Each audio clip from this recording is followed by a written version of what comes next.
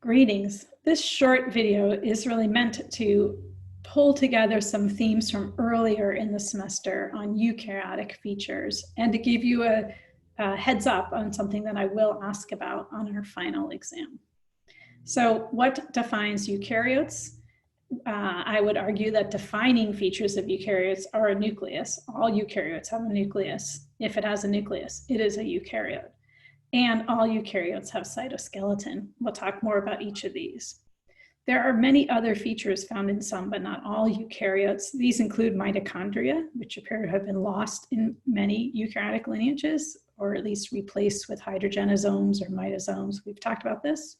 Also chloroplasts, we had a separate meeting on the evolution of photosynthesis in eukaryotes, quite complex, and not all eukaryotes have chloroplasts.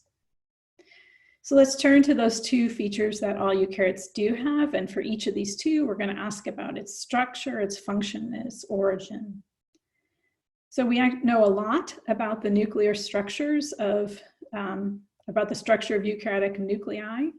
One of the things we know is that the nucleus has two membranes, but one connects to the endoplasmic reticulum, which I'll remind you is where proteins are made. So here is the inside of the nucleus with its nucleoplasm, and here is the inside of the nuclear envelope, and the outside of the nuclear envelope is contiguous, connected to ER, endoplasmic reticulum, and this is the rough endoplasmic reticulum drawn here with the ribosomes on it.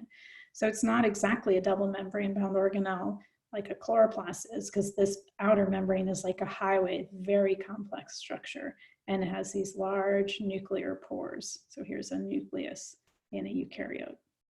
What does the nucleus do? I mean, we know the genome's in there, but I really want to probe the question, what's the difference between having a nucleus in eukaryote versus not having one in the so-called prokaryotes, which I put in quotes here since they're not a natural or monophyletic group. If you think about central dogma in bacteria and archaea, transcription, so here's the genome, here's an RNA polymerase doing transcription, and translation co-occur at the same time in the same place. So you can have multiple translation events of the same transcript, which is being read off the DNA. Not so in a eukaryote. In a eukaryote, transcription takes place in the nucleus, and to get translated in the cytoplasm on the endoplasmic reticulum or on ribosomes, because they can be in the cytoplasm floating as well, you have to have transcription, then you have to put a 5' cap on the transcript and a poly-A tail on the transcript, and you have to remove things like introns, and then move this out of the nucleus and into the cytoplasm. Transcription in the nucleus, translation outside. That's the biggest difference. Why? So the difference is that transcription and translation are in separate compartment in eukaryotes. And why? The truth is, we don't know. So there are two different ideas for the origin of every feature in eukaryotes: autogenous, or self-birth, or endosymbiotic, which would be a case where the nucleus, for example, would have evolved from a symbiont living within one. You can find arguments for both of these, but the truth is there's much more we don't know. So here is a prokaryotic cell, and suddenly you get this infolding of membranes, and then bing, you have a nucleus. And I like to pull up here in a little more detail, this not a nucleus, and as this textbook shows us, the level of detail right here, how did you go from not to some? I would say, I think you need a bit more explicitness here. Then a miracle occurs. So there's lots of theories for why, including the invasion of viruses or invasions of mobile genetic elements. But it's still an open question. So if we think about the origin of nucleus, my view, autogenous, maybe, endosymbiotic, maybe. So the conclusion here is what we know, the structure, we talked about that. The function, it currently separates these things, but why? Not clear, and the origin is also unclear. The second feature of eukaryotes, in fact, perhaps the more important one, in that the cytoskeleton gives mobility and phagocytosis, is this thing the cytoskeleton? Let's talk about its structure, function, and origin. we know a lot about the structure of cytoskeleton. There are microtubules, which are tubulin base, actin filaments, and intermediate filaments, which perhaps you're less familiar with. So we'll talk about these in a few words in the next slides. So here are actin filaments highlighted in this amoeboid cells. These are microtubules internally. Mitochondria travel along these, and these are intermediate filaments. And just to get a sense of how dynamic this network is, here is a amoeba with the actin fluorescent in green, and as this amoeba moves, you can see this actin cytoskeleton is really quite dynamic. So when we draw organisms on the chalkboard with big empty cytoplasm, that's a lie. Tons of stuff going on in that cytoplasm, including dynamic cytoskeleton. All right, so one feature of the cytoskeleton is the eukaryotic flagellum. How many proteins? Many. 200, 400, 600 proteins. This really is drastically different than bacterial flagellum, which it consists predominantly of a single protein called flagellin. And it's for this reason Lynn Margulis argued we should call eukaryotic flagella ungulopodium. It didn't stick, but it was intellectually a well-argued idea. To use the same word for this 200, 300 protein structure as for a one protein structure is confusing. Here is that bacterial flagellum. So it's made of a protein called flagellin. It does have complex structures at the base, but it's a relatively simplistic structure, the bacterial flagellum. Whereas eukaryotic flagella are made up of these microtubule structures with crossing filaments. And in a minute, I'll show you again. And what I want you to know for the exam is that all eukaryotes, or the ancestral eukaryote, had this eukaryotic flagellum with a 9x2 + 2. 9 pairs of microtubules with 2 in the middle in the structure of the flagellum. In the basal body at the base, it's 9x2 + 0. The structure at the base of flagella is different. Here is an SEM through this eukaryotic feature, the 9x2 + 2, and here it is. In eukaryotic flagella, if you do a cross-section, you get 9 pairs of these microtubule structures plus 2 in the middle. The diatoms and a few animals and surely some other lineages have something different, but this 9x2 + 2 structure of eukaryotic flagella is extremely widespread across the eukaryotic tree. So we would argue that this 9x2 + 2 is ancestral.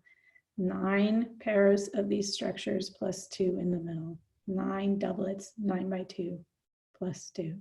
Google it if you'd like to know more. So we looked at the structure. The function is pretty clear too. The cytoskeleton, as I said, gives motility, phagocytosis. Many cells use flagella for moving around. And we'll watch. These chlamydomonas swim very fast using the. We'll watch just a minute of this until we get to the ciliates. Move myself out of the way, just so you can see how diverse these flagella can be. There are 2 flagella. At higher magnification, the 2 flagella become visible when a cell is embedded in mucilage, slowing their activity right down. Like many algae, chlamydomonas has an eye spot which responds to light and affects the way the flagella beat, steering the cell toward or away from it. Many protists have flagella of different length and function. This euglenoid, called Phacus, is swimming in the direction of its longer flagellum. These relatives of Phacus also have 2 flagella which function differently. One beats in a coil around the cell. The other, as in Phacus, extends forwards. Other algae have more than 2 flagella. This cell has 8, inserted into a deep pit. It normally swims very rapidly and had to be slowed down to have its picture taken. Large protists like Paramecium swim rapidly using hundreds or even thousands of flagella, or cilia as they are usually called. They are very agile as they search amongst the pond debris for food. Beating of the cilia is coordinated, and the direction of beating is reversed when the cell changes the direction it wants to go. Okay, so I think you can see that the eukaryotic cytoskeleton is super cool. And then when it comes to the origin, autogenous or endosymbiotic. So we know its structure, we know its function. Let's look at the textbook cartoon again. You have no nucleus and then a nucleus, ping, and then you have no flagellum and then a flagellum. So I would argue the same thing here, that at least the way the textbooks present it, we don't really know so much. I would argue that the reason for this is that there's evidence. Well, I guess I'd say that I would say the evidence leans towards an autogenous origin, an origin of the cytoskeleton from within the lineage that gave rise to eukaryotes. And perhaps some of the most strong evidence for this have come from surveys of genomes of the Asgard archaea that we spoke about early in the semester, as some cytoskeletal proteins have clear homologs in this archaeal group, suggesting an autogenous origin. I'm going to end by just reminding you about this conundrum about membranes. And the conundrum about membranes is that unlike bacteria and eukaryotes, in which ester linkages bond fatty acids to glycerols, archaea have ether linked lipids. So I just told you that the cytoskeleton may have come from within the archaea, from the Asgard archaea, but archaea have ether-linked lipids in their membranes, as unlike bacteria and eukaryotes. So here's a picture of that. Here are ether and ester linkages that we see in these different groups. And the reason why this is problematic is if, just as one example, and we're not talking about eukaryotic origins today, we already covered that. If this is one of the many models out there, if you had a hydrogen-dependent archaean and a hydrogen-producing alpha proteobacterium that gave rise to mitochondria in this one hypothesis, the hydrogen hypothesis, Martin and Mueller, here you have the alpha proteome being incorporated into the archaeal cell, but the archaeal has the wrong membranes. And so somehow in the evolution of eukaryotes, you have to transfer out the red membrane for a blue membrane. There's a growing literature on this really interesting question, but I've just presented to you as yet another mystery in the origin of eukaryotes. So I hope that today I have told you just a little bit, reminded you a little bit about eukaryotic features, and that's it.